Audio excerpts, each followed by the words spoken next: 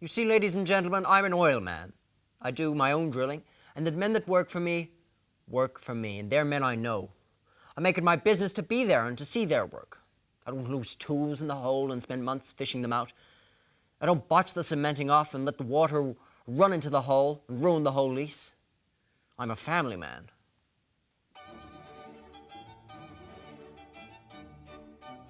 It may just be one of the finest films of the 2000s and has been widely reviewed as such.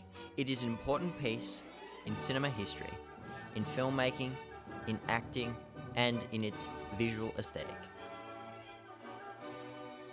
There Will Be Blood tells the story of Daniel Plainview, an oil prospector who begins drilling during the turn of the 20th century. He slowly builds his empire, even adopting the son of a colleague who dies in the mines, and sets up a family business, slowly becoming a titan of his main interest, oil.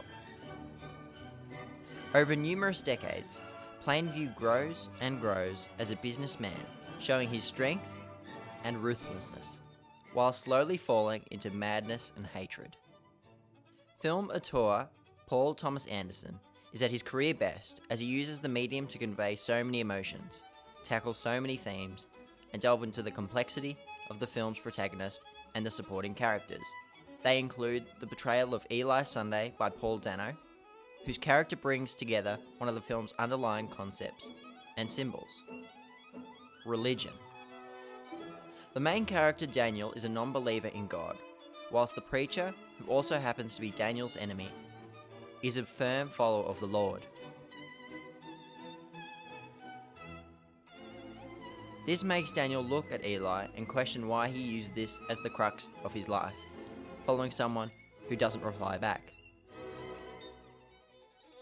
The theme of capitalism is so clearly seen in this film, more so than any other. We see the greed of Plainview begin to consume him, take over his life and business, and slowly destroy him. Symbolically, his greed is shown through his character's slow fall into redundancy and madness. His capitalist ideas are so consuming of him that he begins to turn away the happiness and joy of his life.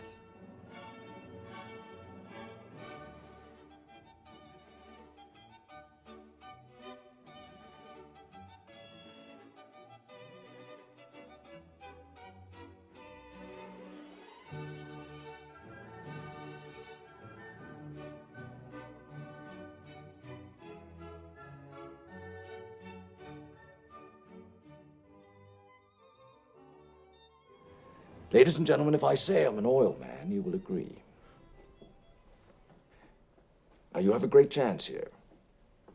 But bear in mind, you can lose it all if you're not careful. Out of all men that beg for a chance to drill your lots, maybe 1 in 20 will be oil men. The rest will be speculators. That's men trying to get between you and the oil men to get some of the money that ought by rights come to you.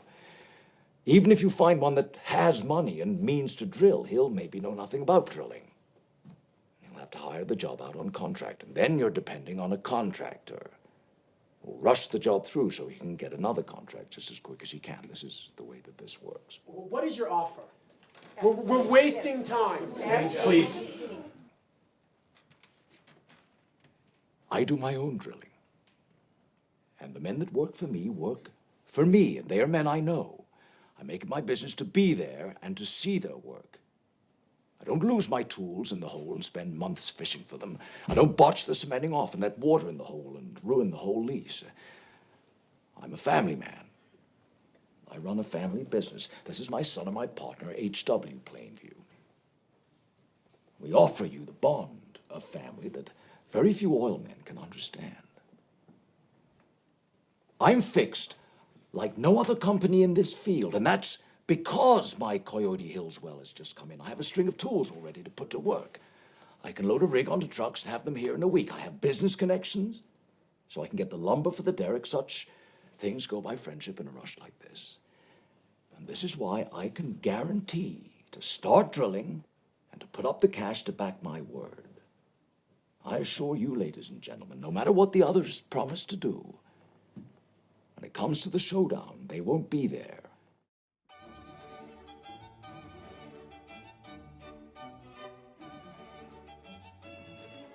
Robert Elswit brings the tone of the film to life, as his stunning visuals depict the landscape of Anderson's world. This excellence is equally matched by the brilliance in Johnny Greenwood's score, as he amalgamates the music to the imagery, making the two only compatible with one another. Yet at the centre of this film is one essential and remarkable thing: the formidable, articulate, and near-perfect performance by the film's star, Daniel Day-Lewis. Never has a performance been more worthy of praise and accolade like this one. His portrayal of an oil tycoon is so fascinating to watch, and he gives the character such emotional range, with his power-hungry drive.